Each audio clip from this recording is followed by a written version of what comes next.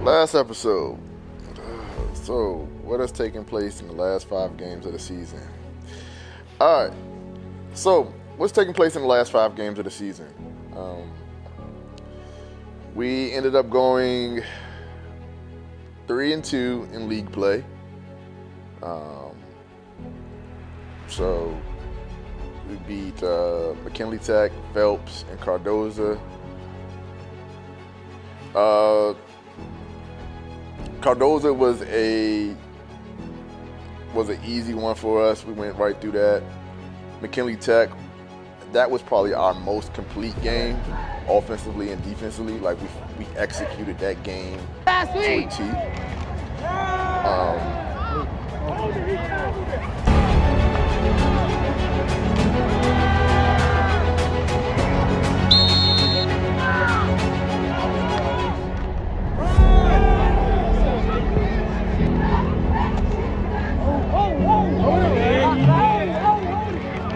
And then Phelps, the last game of that win, was a nail biter. We won that on a last-minute drive. That's a game that was a very exciting game.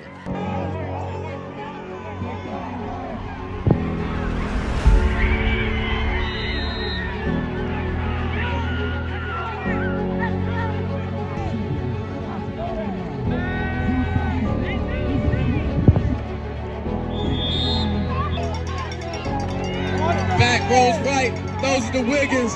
Short is picked up immediately. Oh, the ball comes out. The ball's picked up.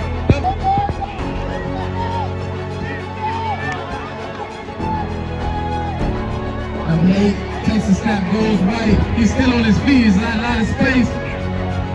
Finally, the Panthers grab a hold of him. Oh, no, they do not demonstrate. That's the ball there. Oh, he drops it. Oh, he knows what's going on. Wow.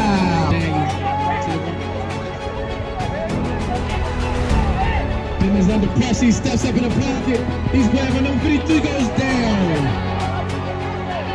Double sack, another sack.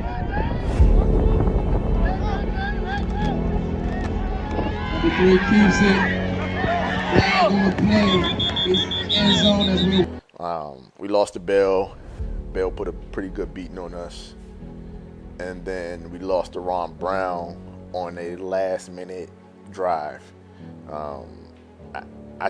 I took responsibility for that loss. I made a bad coverage call, and it put our kids in a bad predicament. It was fourth quarter, and instead of playing some kind of zone, I played a cover 2 man, and our corner allowed the wide receiver get a inside leverage and beat him on a slant and took it 90 yards for a touchdown. And we just took poor angling and poor tackling. All we had to do is make a tackle, we win the game.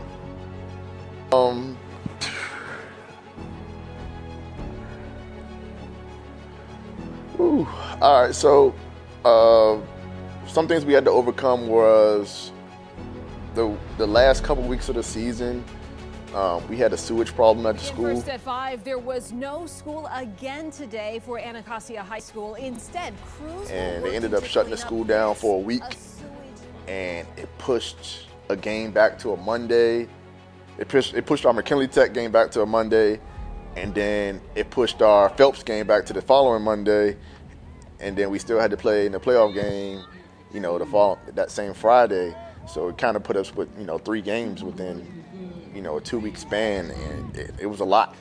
We didn't practice going into McKinley Tech. We only had 2 days of practice because our school was closed and we couldn't get our equipment, couldn't get our stuff for a couple days. So it was basically closed from like Monday to like Friday. Oh, what's the game that we lost that we probably should have won? In conference play, the game that we lost that I know we should have won was the Ron Brown game. That was just like it literally fell down on me making a bad play call. Granted, we could have executed in other places, but with my knowledge and expertise, I should have made a better play call that would have put the kids in a better predicament to win, and I didn't. Like I said, we ran cover 2 man when we probably could have just ran a simple cover 2 and just allowed the Sam to drop underneath that slant, and they probably go for a pick 6.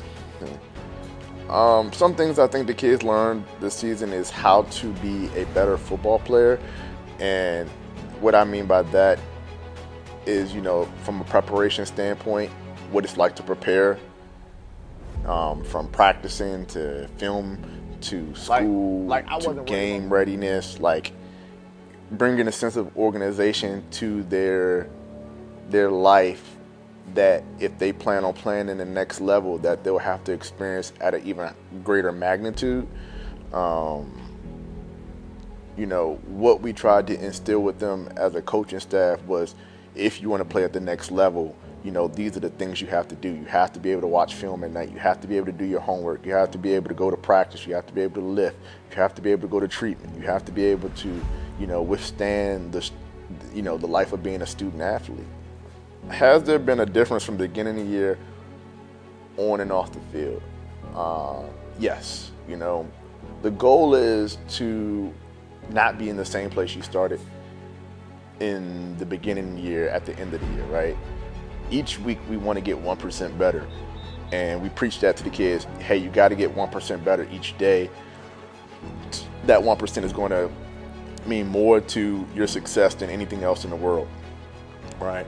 And when we look at it, our team, we kind of grew, from switching out quarterbacks to, having players leave the team, and, people having to step up due to injuries and having to take on a bigger role.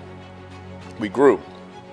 Like I said, McKinley Tech was week 8, and that was probably our most complete game that our kids had ever played on both sides, all 3 aspects of the game, from special teams, offense, and defense. And we didn't play a game like McKinley Tech in the first several games, right? We didn't play that way against the other opponents. We had good games and good spurts, but to play a complete game, it was a humbling moment for us. I think some of the things that we need to get better at are, we need to get more depth. I know that it's hard to say get better at that, but we need to be able to add more people on our team to be able to function as a whole. We also need to become more disciplined. We had points and periods where we broke down and we allowed our emotions to get the best of us, and it didn't allow us to finish or play the way we should have. We need to be more disciplined off the field. If we had won that semifinal game, we would have lost 7 kids to academic ineligibility. So losing 7 kids when you only have 25 kids puts you in a very, very hard place. So, we have to make sure that, we're doing what we have to do academic-wise as well as athletic-wise.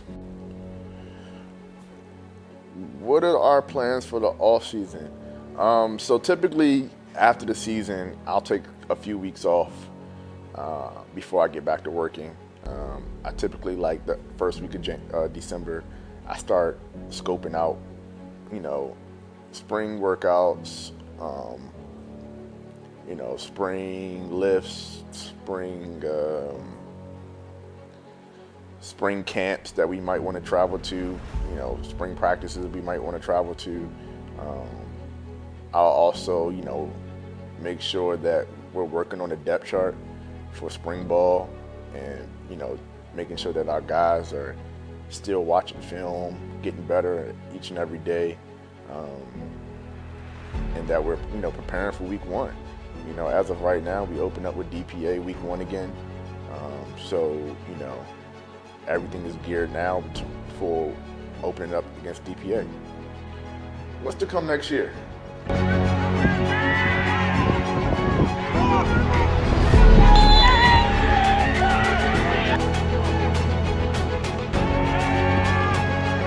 Z's under pressure. Oh, ball's loose. Z picks it up. Good recovery by Z, but he's taken down.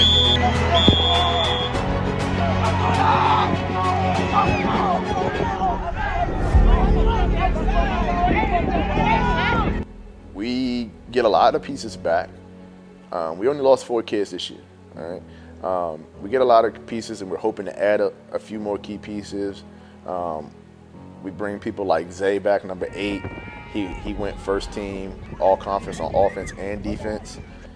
We bring people like Cash, who plays Joker for us.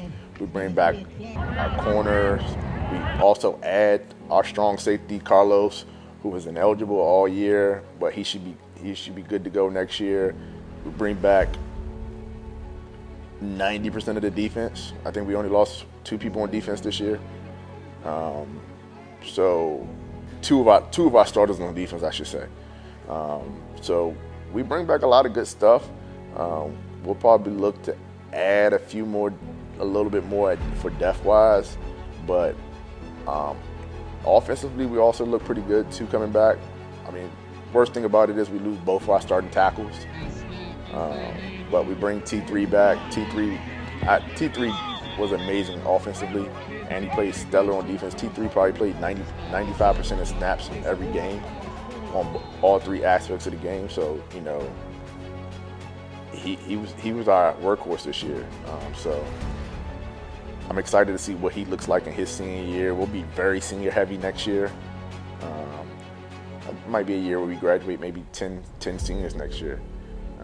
But I like where we are going into next year. I feel like we have a lot of room for growth and development, and I think we'll be a really good team to reckon with next year. Going to the screen pass.